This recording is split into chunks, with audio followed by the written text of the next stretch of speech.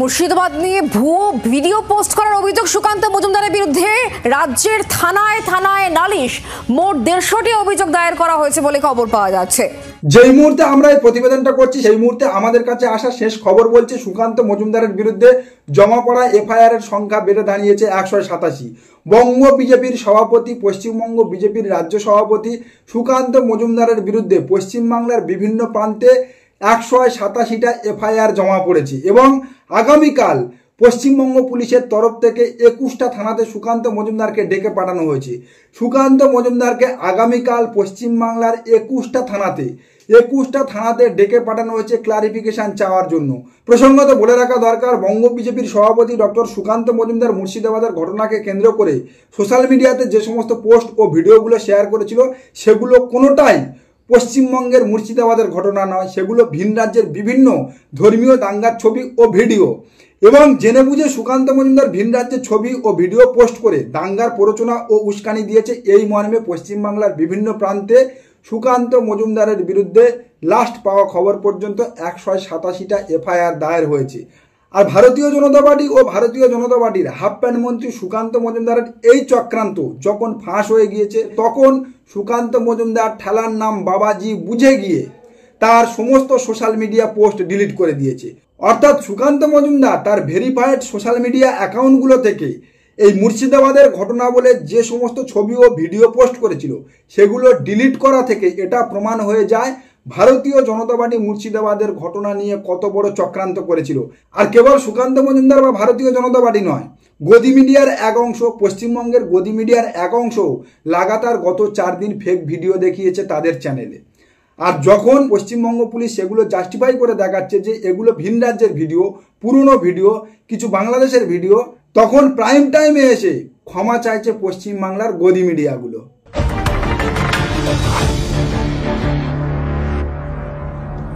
গতকাল মুর্শিদাবাদে অশান্তির খবর দেখানোর সময় ভুলবশত ধূপগুড়ির একটি অগ্নিকাণ্ডের ছবি সম্প্রচারিত হয়। অনিচ্ছাকৃত এই ভুলের জন্য আমরা দুঃখিত ও ক্ষমা প্রার্থী। মুর্শিদাবাদের পরিস্থিতি এখন নিয়ন্ত্রণে চলে এসেছে, ল অ্যান্ড অর্ডার সিচুয়েশন কন্ট্রোলে রয়েছে, জানিয়েছে রাজ্য পুলিশের ডিজি রাজীব কুমার। সেখানে বিএসএফ ডিপ্লয় হয়েছে, পর্যাপ্ত পরিমাণ পুলিশ রয়েছে এবং ঘর ছাড়ারা ধীরে ধীরে ঘরে ফিরতে শুরু করেছে। দোকান বাজার খুলছে, ধীরে ধীরে স্বাভাবিক ছন্দে ফিরছে মুর্শিদাবাদ। কিন্তু এই মুর্শিদাবাদ নিয়ে এখন রাজ্য রাজনীতিতে তরজা তুঙ্গে, দড়ি টানাটানি তুঙ্গে। ভারতীয় জনতা পার্টির অভিযোগ, তৃণমূল কংগ্রেস বা শাসক দলের আশকারাতে সংখ্যালঘু সম্প্রদায় ওয়াকফ আন্দোলনের নামে মুর্শিদাবাদে হিন্দু নিধন যজ্ঞ চালিয়েছে। অপোজিশন সাইড থেকে অর্থাৎ তৃণমূল কংগ্রেসের সাইড থেকে অভিযোগ করা হচ্ছে যে সম্পূর্ণ বিএসএফ এর মদতে এবং ভারতীয় জনতা পার্টি কেন্দ্রীয় এজেন্সি দিয়ে সেফ প্যাসেজ করে বাংলাদেশ থেকে উগ্র মৌলবাদী সংগঠনের কিছু লোকজন ঢুকিয়ে, উগ্র মৌলবাদী সংগঠনের লোকজন এনে ওয়াকফ আন্দোলনের মিছিলে ঢুকিয়ে দিয়ে পূর্ব পরিকল্পিতভাবে এই ঘটনা ঘটিয়েছে, যার ফলে মুর্শিদাবাদের সিচুয়েশন আজকের এই জায়গায় এসে দাঁড়িয়েছে। আর ভারতীয় জনতা পার্টি ও তৃণমূল কংগ্রেস যখন মুর্শিদাবাদের ঘটনা নিয়ে দড়ি টানাটানি করছে, আকচি করছে, একে অপরের দিকে আঙুল তুলছে, তখন কেন্দ্রীয় গোয়েন্দা সংস্থা রিপোর্ট দিচ্ছে যে বাংলাদেশের কিছু উগ্র মৌলবাদী সংগঠন অনুপ্রবেশ করে ওয়াকফ আন্দোলনের মিছিলে মিশে গিয়ে এই ঘটনা ঘটিয়েছে। মুর্শিদাবাদ মালদার অশান্তিতে কি বাংলাদেশি দুষ্কৃতীরা? অশান্তির নেপথ্যে বাংলাদেশের চাপাই নবাবগঞ্জের মৌলবাদীরা? অনুমান বিএসএফ এর গোয়েন্দা বিভাগের। 2 জেলার অরক্ষিত এলাকা দিয়েই বাংলাদেশি দুষ্কৃতীরা ঢুকেছে বলে অনুমান। বাংলাদেশের যে কায়দায় লুট, পুলিশের ওপরে হামলা, এপারেও একই কায়দায় তাণ্ডব দুষ্কৃতীদের।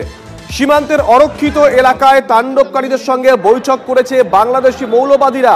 সেই বৈঠক থেকে অশান্তিতে উস্কানি ও ইন্ধন দেওয়া হয়েছে, এমনটাই গোয়েন্দা সূত্রের খবর। রাজ্য পুলিশকেও এই বিষয়ে সতর্ক করেছে বিএসএফ। আর যখন কেন্দ্রীয় গোয়েন্দা সংস্থা দাবি করছে যে বাংলাদেশের কিছু উগ্র মৌলবাদী সংগঠন ভারতে অনুপ্রবেশ করে ওয়াকফ আন্দোলনের মিছিলে মিশে গিয়ে এমন ঘটনা ঘটিয়েছে যার জন্য তারা পুলিশ প্রশাসন এবং বিএসএফকে সতর্ক করছে, তখন খোদ বিএসএফ এর উপরে আঙুল তুলছে, বিএসএফ এর দিকে অভিযোগ করছে তৃণমূল কংগ্রেস এবং স্থানীয় বাসিন্দারা অভিযোগ করছে আরএসএস ও বিএসএফ এর গাঁট ছড়াতে, আরএসএস এবং বিএসএফ এর মদতে এই ঘটনা ঘটেছে। বিএসএফ দেশ কর্মীরা কিন্তু এই কাণ্ড করেছে। যারা বিএসএফ বলে এলাকায় এসছেন তারা নাকি গ্রেনেড ছুড়েছেন এবং গুলি করেছেন কে বিএসএফ এ। তারা কি সত্যি বিএসএফ ছিল না আরএসএস এর লোক ছিল? ইতিমধ্যে জানবো স্থানীয় মানুষদের কাছে তারা কি বলছেন, শুনুন তাহলে। আরএসএস সব অবৈধ হাতিয়ে নিয়েছে অনেক রকমের। মেয়ে ছেলেকে 3 তলা রুম থেকে বার করে টানছে, পিটছে, বাচ্চারা রুমে থাকছে, এই বড় বড় গ্যাস ফেলছে। বাচ্চারা মরবে না, আপনার মনে তো মরে যাবে। এরকম করে অবৈধ মারবে মেয়ে ছেলেরা? কারা ছিল? সব বিজেপির লোক ছিল এগুলো সব। এমনি বিজেপিরা কাজের নকল ড্রেস পরে পাঠিয়ে দিয়েছে, পায়ে জুতো পরে থাকবে, ড্রেস থাকলে তো পায়ে স্যান্ডেল কেনা আছে, হাওয়া স্যান্ডেল কেনা পরে থাকবে ওরা। আর যখন শাসক দল তৃণমূল কংগ্রেস ও স্থানীয় বাসিন্দারা দাবি করছে যে বাংলাদেশের উগ্র মৌলবাদী সংগঠন বিএসএফ এর সেফ প্যাসেজে ভারতে ঢুকে আরএসএস এর মদতে এই ঘটনা ঘটিয়েছে, তখন আমাদের রাজ্যের বিরোধী দলনেতা মুখ ফসকে সেই সত্য কথা স্বীকার করে নিয়েছে।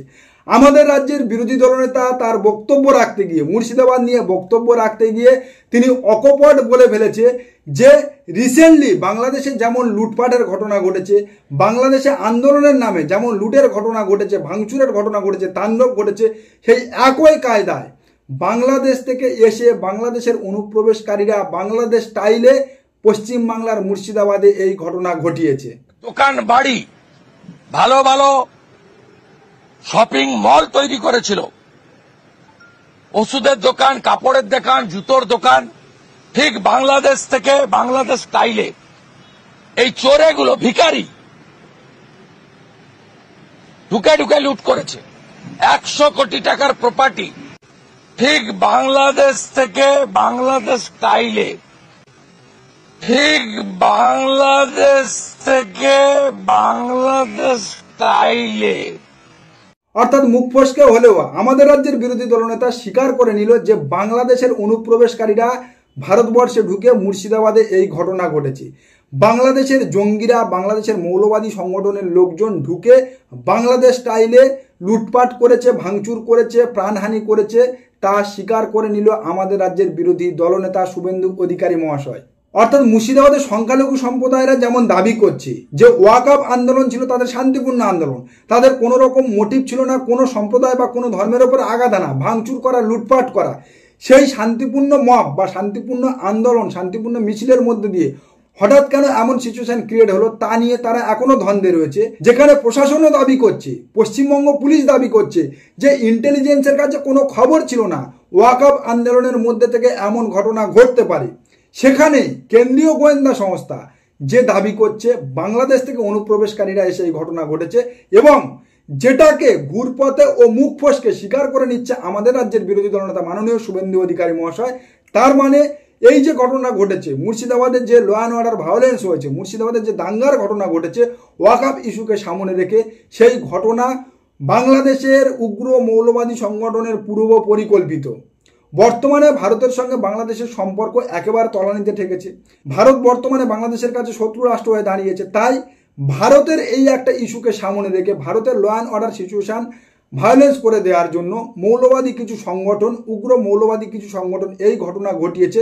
এই ঘটনার সঙ্গে ওয়াকআপ আন্দোলনকারীদের কোনো রকম যোগ সাজশ ছিল না বা ইচ্ছাকৃতভাবে এই ঘটনা ঘটেনি, তা কিন্তু কেন্দ্রীয় এজেন্সিও স্বীকার করে নিচ্ছে। কিন্তু ভারতীয় জনতা পার্টি পশ্চিমবাংলায় যে প্রচারটা করছে, লাগাতার পশ্চিমবাংলার হিন্দুদের ধরে ধরে পশ্চিমবাংলায় বসবাসকারী হিন্দুদের কানে যে কথাটা ঢুকিয়ে দেওয়ার চেষ্টা করছে যে সংখ্যালঘু সম্প্রদায় এই ঘটনা ঘটিয়েছে, মুর্শিদাবাদের সংখ্যালঘু সম্প্রদায় হিন্দুদের ওপর আক্রমণ করেছে, হিন্দুদের বাড়িঘর ভাঙচুর করেছে, দোকানঘাট ভাঙচুর করেছে, গাড়ি পুড়িয়ে দিয়েছে এবং মানুষের প্রাণহানি করেছে। প্রসঙ্গত বলে রাখা খুব দরকার, এই যে মুর্শিদাবাদ ভায়োলেন্সের ঘটনা ঘটেছে, সেই ঘটনায় কিন্তু 2 জন হিন্দু এবং 3 জন সংখ্যালঘু সম্প্রদায়ের মানুষ মারা গেছে। অর্থাৎ উভয় সম্প্রদায়ের মানুষ মারা গেছে এবং এই ঘটনা যতটা না ঘটেছে তার থেকে বেশি দেখানো হয়েছে, অর্থাৎ যা না ঘটেছে তার থেকে বেশি রটানো হয়েছে। তা প্রমাণ করে বঙ্গ বিজেপির সভাপতির মতো ব্যক্তির সোশ্যাল মিডিয়ায় ফেক ভিডিও, ফেক নিউজ ছড়ানোর মধ্যে দিয়ে। সমাজ মাধ্যমে ভারতীয় জনতা পার্টি তার অফিসিয়াল এক্স হ্যান্ডেল থেকে ফেক ভিডিও ছড়িয়েছে। সমাজ মাধ্যমে সুকান্ত মজুমদারের মতো ভারতীয় জনতা পার্টির সিনিয়র লিডার তিনি ফেক ভিডিও ছড়িয়েছে, ডিলিট করে দিয়েছে আজকের চাপে পড়ে, এবং পশ্চিমবাংলার গদি মিডিয়ার এক অংশ লাগাতার 4 দিন ফেক ভিডিও দেখিয়ে গিয়েছে। আর এই সোশ্যাল মিডিয়াতে ভারতীয় জনতা পার্টি, সুকান্ত মজুমদার এবং গদি মিডিয়ার এক অংশের লাগাতার অপপ্রচারের ফলে মুর্শিদাবাদ ছাড়িয়ে এই দাঙ্গার আঁচ কিন্তু এসে ভাঙড়েও থেমেছে। এই দাঙ্গার আঁচ আঁচড়ে পড়েছে ভাঙড়ে। আর যেটা ছিল ভারতীয় জনতা পার্টির এক অন্যতম উদ্দেশ্য, মোথাবাড়ির ঘটনা যখন ঘটেছিল তখন আমি বারবার বলেছিলাম 2026 বিধানসভা নির্বাচনের আগে ভারতীয় জনতা পার্টি 41 জায়গায় দাঙ্গা করবে। ভারতীয় জনতা পার্টির প্ল্যান এ ভুয়ো ভোটার ঢোকানোর চক্রান্ত ভেস্তে গেছে। যে দাঙ্গার রাজনীতি দিয়ে ভারতীয় জনতা পার্টি ভারতবর্ষের একাধিক রাজ্যে ক্ষমতা এসেছে, সেই দাঙ্গার রাজনীতি পশ্চিমবাংলায় প্রতিষ্ঠা করতে চাইছে এবং সেই দাঙ্গা দ্বারা পশ্চিমবাংলার হিন্দুদের ধরে ধরে বোঝানোর চেষ্টা করছে, মোটিভেশন করার চেষ্টা করছে যে দেখো পশ্চিমবাংলার সংখ্যালঘু সম্প্রদায়ের হাতে তোমরা আক্রান্ত, নিপীড়িত। যদি আগামী দিনে তোমরা সংঘবদ্ধ না হও এবং তোমাদের একমাত্র হর্তাকর্তা, বিধাতা, রক্ষাকর্তা ভারতীয় জনতা পার্টিকে যদি না ভোট দাও, তাহলে আগামী দিনে পশ্চিমবাংলায় বসবাস করা তোমাদের পক্ষে শোচনীয় হয়ে দাঁড়াবে। আর যে কারণে সুকান্ত মজুমদার থেকে শুরু করে ভারতীয় জনতা পার্টির একাধিক নেতৃত্ব ও ভারতীয় জনতা পার্টির অফিসিয়াল হ্যান্ডেল থেকে মুর্শিদাবাদের ঘটনার নামে একাধিক ফেক ভিডিও ছড়ানো হচ্ছে, যাতে করে হিন্দুদেরকে প্রভাবিত করা যায়। কারণ ভারতীয় জনতা পার্টিকে ক্ষমতায় আসতে হলে আগামী দিনে আরও অন্তত 6 থেকে 7% হিন্দু ভোট দরকার। তাই পশ্চিমবাংলার জনগণের কাছে একটাই অনুরোধ, ভারতীয় জনতা পার্টি যে চক্রান্তে আগাচ্ছে, ভারতীয় জনতা পার্টি যেভাবে ক্ষমতায় আসতে চাইছে, যদি ভারতীয় জনতা পার্টি সেইভাবে পশ্চিমবাংলায় মসনদে চলে আসে, তাহলে কেবল যে মুসলমান বা সংখ্যালঘু সম্প্রদায়ের বিপদ আছে তা নয়, হিন্দুদেরও বিপদ আছে। ভারতীয় জনতা পার্টি তার রাজনৈতিক স্বার্থ সিদ্ধির জন্য হিন্দুদেরও যে বলি দিতে পারে, সে কথা খোদ স্বীকার করেছে প্রাক্তন রাজ্য সভাপতি দিলীপ ঘোষ। ভাবুন, পশ্চিমবঙ্গবাসী ভাবুন, ভাবতে শিখুন, ভাবা প্র্যাকটিস করুন। আজকের প্রতিবেদন এখানে শেষ করছি। দেখা হচ্ছে আগামী কোনো প্রতিবেদনে। আমাদের প্রতিবেদন সম্পর্কে আপনাদের মূল্যবান মতামত অবশ্যই জানান আমাদের কমেন্ট সেকশনে। সবাই ভালো থাকবেন।